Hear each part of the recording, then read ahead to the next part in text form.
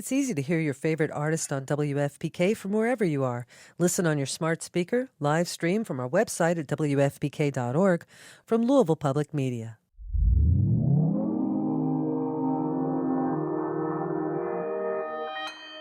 Consequence Podcast Network.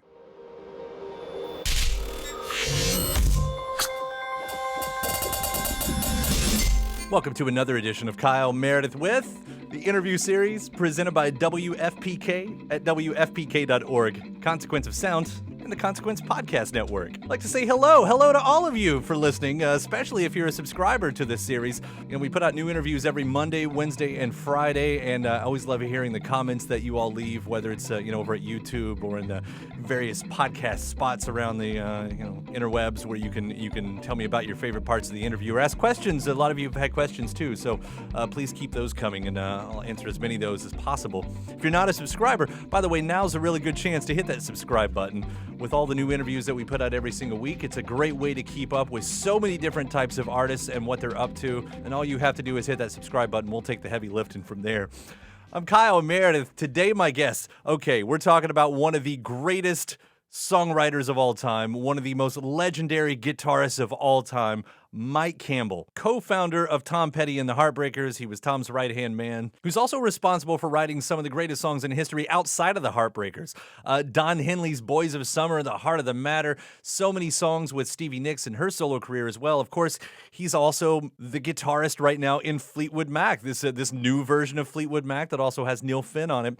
Not only are we going to talk about a lot of that, but we're going to talk about his brand new band called the Dirty Knobs and their debut record, Wreckless Abandon. And we'll start with the history on the band. It's not actually a new band. They go back 12 or 15 years, as Mike will tell you, as sort of just a fun project that he eventually meant to get around to doing a record. I'm going to ask you about what playing those early shows with the Dirty Knobs were like. Not having the foundation of the Heartbreakers, having to be, kind of a small band that has to win a crowd over. And we're going to get into the songs as well.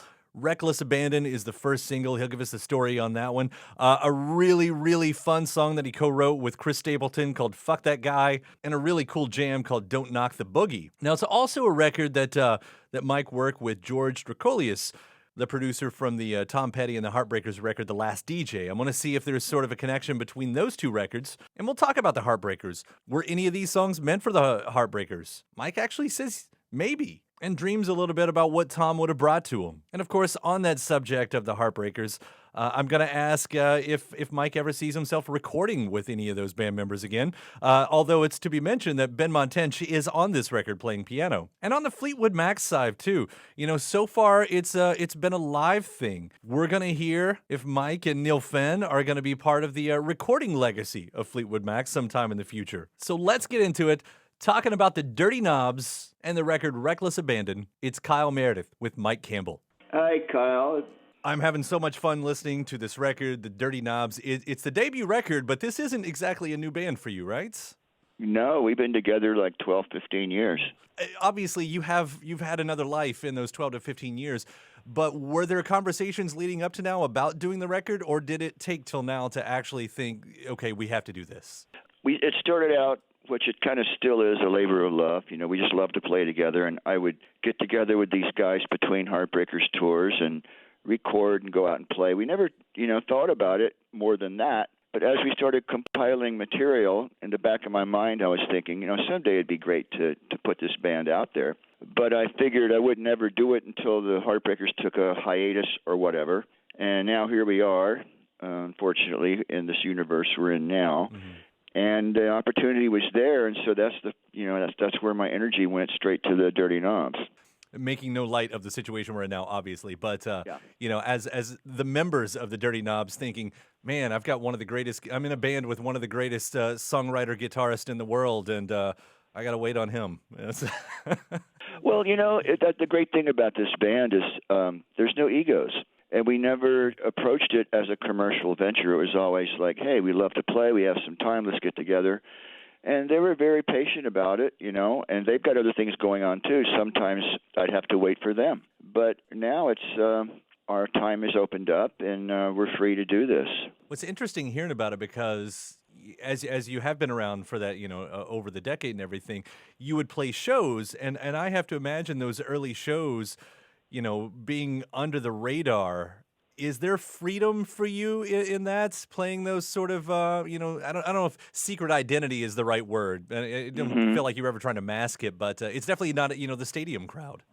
No, you're right. And we've always approached it, and out of respect to my partner, Tom, I tried to keep it under the radar.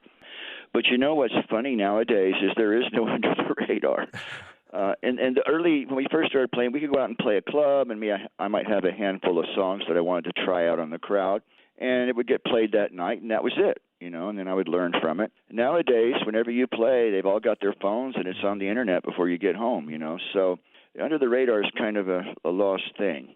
But there's still got to be some sense of having to earn the audience. I mean, now they obviously know who's on stage, and they know your back catalog with the Heartbreakers, but this is all, these songs still have to stand on their own, right? Exactly. That's a great point. Like the Dirty Knobs don't have any hits.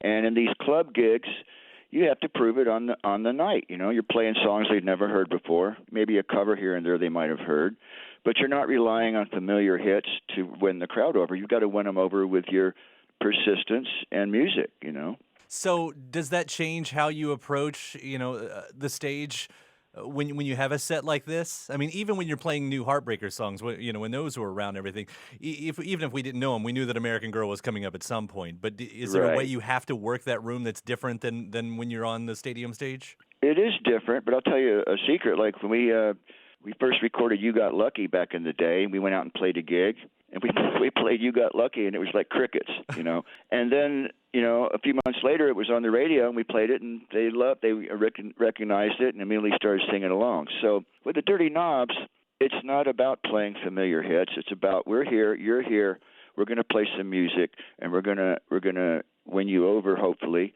with what we're doing on the stage right now. Well, we've definitely got that in the first single right here because Wreckless Abandon is so much fun to listen to. I mean, what a great rock and roll song that you produced here. And I hope you don't mind the broad question here, but can you tell me the story behind that one? Well, Wreckless Abandon was just a song I wrote one day. I don't know where it came from. I got the phrase Wreckless Abandon. I thought that applied to the Dirty Knobs because we kind of play that way.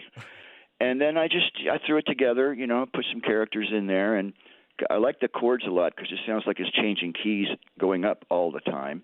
And I thought it would be a good song for the Rickenbacker, ringing Rickenbacker tones. And we just threw it together. There was no great thought behind it. We just liked the way it sounded, and we only played it once or twice, and that was the take. And the thing about this record too, as you can hear on that track especially, is this is a band playing live in the studio. We didn't go in and start and overdub pieces here and there.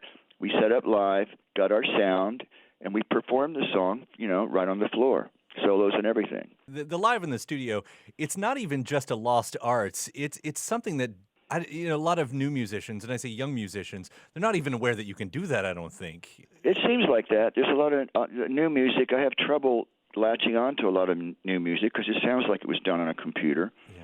I mean, there's some songs that are great done that way. For instance, Jeff Lynne is really great at building stuff up one piece at a time. And I love doing those kind of recordings also, but I prefer the band playing live at once so you get that interplay, and the electricity. Mm-hmm. I mean, there's a lot of soul. I think so. That, yeah. Of course, I've got to ask about a song called Fuck That Guy because that's a fun one. This one always comes up. It's hilarious. Typically over the years, I only wrote within my band. But I had met Chris Stapleton in passing once at Wrigley Field. He opened for the Heartbreakers. And I said hi. And anyway, he called me and said, would you like to get together and write some songs? And that's kind of out of my comfort zone. But I said, yeah, let's give it a shot. So he came out. We hung out for 3 days and wrote several songs. And one day he goes, I had an idea for a song, maybe a title called Fuck That Guy. He said, I think people can relate to that. And I said, I can certainly relate to that. Can I mess around with it? And he said, sure. So I went ahead and threw some verses together and showed it to the band. We literally played it once or twice in the studio, and that was it. And there wasn't much thought behind it, but it's something that everybody relates to. And I get so many questions about it, which is kind of funny because it wasn't thought out. It was just so quickly done. And but I think a sense of humor goes a long way. Absolutely. Well, it's hard not to. I mean, it's a definitive statement. Whereas a lot of song titles, they're nice, they're poetry. But there's something that's very direct in that. So of course you wonder, is like, who the hell is he talking about? Who did you wrong, man? Well, in any day, anybody can do you wrong. You know, they might cut you off in traffic, or they might cut in line at the store, or they might just look at you funny. And you think to yourself, well, fuck that guy. You know? I think everybody kind of does that, so maybe that's why the song resonates with people. There's a lot of those moments on it. And, I want to bring up Don't Knock the Boogie, too, because even before I listened to that, I wondered, and I'm guessing it's not, by the way, but I wondered if this could be a response to Long John Baldry's Don't Try to Lay No Boogie Woogie on the King of Rock and Roll. You know, I don't even hardly remember that song. That sounds familiar, but the truth behind Don't Knock the Boogie was a similar story to Fuck That Guy. George Drakoulias, our producer, came in one day, and he's kind of a goofy, funny guy, and he said, "Hey, don't knock the boogie." And I said, well, that's a cool title. Can I mess around with that? So I gave him songwriting credit for that because he came up with the title. And there's another thing where we just thought, well, that it's not really a song. It's mostly just like a story. Like I was thinking of it like a John Lee Hooker talking over the music. And it's just a little movie, but it's very spontaneous. It was really like right off we heard it that afternoon. I threw some words together and we cut it. I think we played it once and that's it.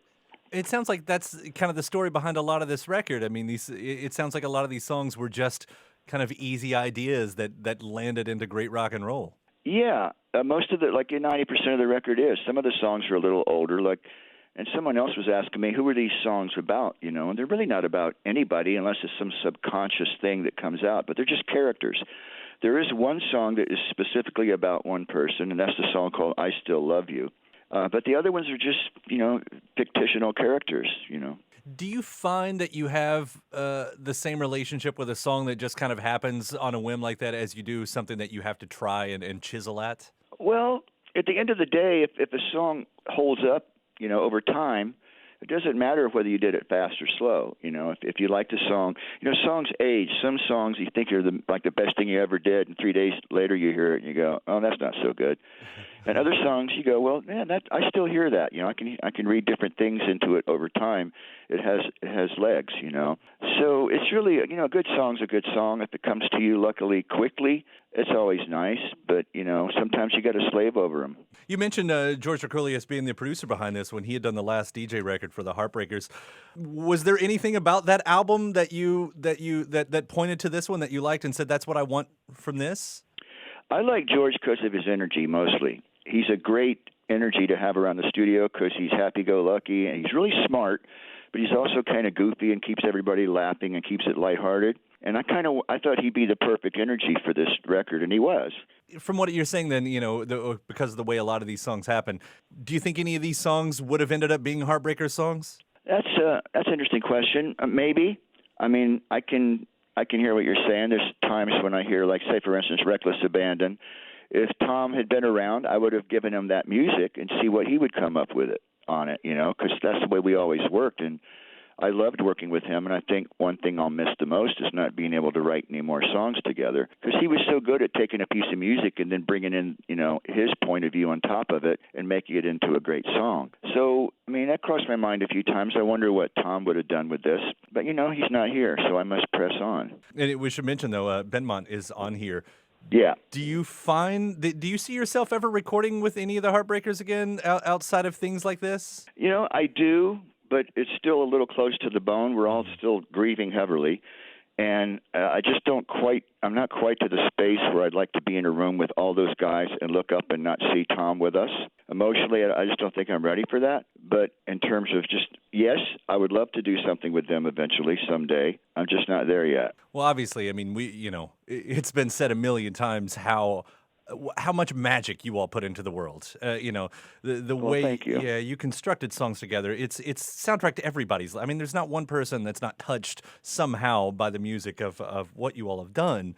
Oh, thank you. Even these little guest spots, just knowing that Benmont is on here, I think that means a lot to a lot of us. Just seeing that. Oh, well, that's cool. Yeah, I deliberately kept keyboards off the record in general because it's a guitar band. But we had that song, and I thought, it'd be nice to have Ben come in and play on one song. just for the spirituality of it. And he came in, and did it real quick. It was wonderful. And, there's a lot of love between the Heartbreakers. But I really wanted to make this record have its own individuality from all that stuff, if possible. Well, it's such a cool record. It really, Thank you. really, really is. I'm real proud of it. I would like to ask if you're okay with it. One about Fleetwood too, because that's sort of your other life right now.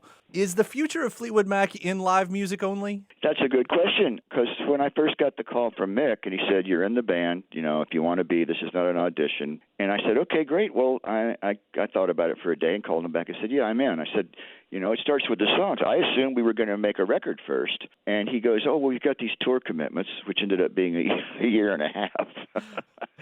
And so we had a meeting at the end of the tour, and they all decided that they don't really want to do any more long tours like that again, but they're open to doing a handful of gigs if they come up. And nobody really mentioned recording. I mean, I would, with Neil Finn and me and that band, I think we could make a great record, and if they want to do it, I'm up for it. To me, that's so interesting, because you do bring this feel. I mean, you bring this style into it, and Fleetwood has so much history with different guitarists and different styles in there. Oh, the greatest rhythm section. I mean, if you think about it, they're the longest lasting rock and roll rhythm section still together. Yeah, it's incredible. And it was joy playing with them every night. They're just amazing. Yeah. So we'll see. I mean, I would love to record with them, but I don't know where their heads are exactly on that. But we'll wait and see. I know you've co-wrote a lot of songs with Stevie too for some of her solo stuff. Do you all ever talk about bringing that stuff out? It's funny. I found a track the other day that I forgot we had done. It was really good, and I sent it to her and said, you should check this out. I haven't heard back yet. But, she's real busy. She wants to do a film about Rhiannon. She's got some tour dates, and she wants to, do that for a year and a half. So everybody else can do other things for now. Well, it's great to see you out there. I mean, it's exciting for me. I'm a huge Neil Finn fan too. So oh, good. Yeah, he's amazing. Yeah, seeing all of that come together, it's nothing that any of us would have ever expected. Having this as Fleetwood these days. So it's really awesome. Yeah, thank you. And I look forward to catching the Dirty Knobs. I mean, you guys are going to tour this, right? Yeah, we're going everywhere we can go. We're starting out. We're going to do a tour on our own. We're starting in little places. I said don't book us anywhere where we can't sell out, and we've sold out all the dates and added some dates here and there. So we're starting small, which I'm really comfortable with. And then in June, Chris Stapleton was nice enough to offer us some opening dates for him in some bigger places. And then after that, we'll book another tour of our own, and hopefully over time we can build up to theaters. I don't know. We'll see what happens. Main thing is we just want to play and have fun. That's cool. Seeing you like in a garage band all over again. I know, right back where I started. I love it. Awesome. Mike, it is, again, such an honor and a pleasure to talk to you today. Congratulations on the Dirty Knobs. This is such a fun record to listen to, and thank you so much for the conversation today. Oh, those are great words, and I really appreciate your compliment, and thank you for calling. I appreciate you getting involved, too. Definitely, man. Take care. We'll see you out there. Yeah, if you come to a gig, come back and say hi to us. Absolutely. Would love that. Okay. All right, man. See you. All the best. Bye. A humongous thanks, Mike Campbell, The Dirty Knobs, Wreckless Abandon. That's the brand new album. Of course, you can catch him with Fleetwood Mac when those dates pop up.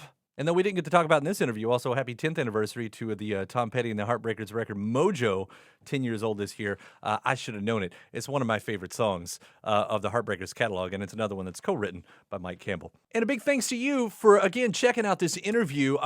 Hopefully, if you're not a subscriber to the series, that you like this one enough to do so before you get out of here. You can grab us at Apple Podcast or Spotify, YouTube, wherever you get your podcasts from. We're there. Just hit subscribe. We'll deliver 3 episodes a week straight to your listening device.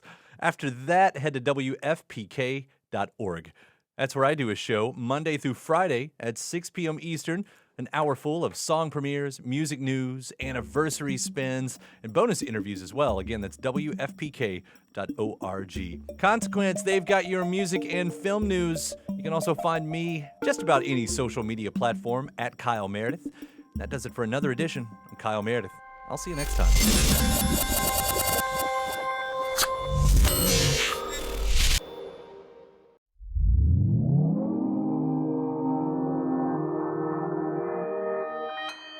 Consequence Podcast Network. Do you read Stephen King? Good news. There's a club for you. The Losers Club. Every Friday, us losers journey through the never-ending wastelands of King's Dominion. We sink our teeth into each of King's novels, dive deep into the lore, and review every adaptation. Even better, we're always having guests over. Thomas Jane, Will Wheaton, Mary Lambert, Mick Garris, the list goes on. So what are you waiting for? Join us as we read on through long days and pleasant nights.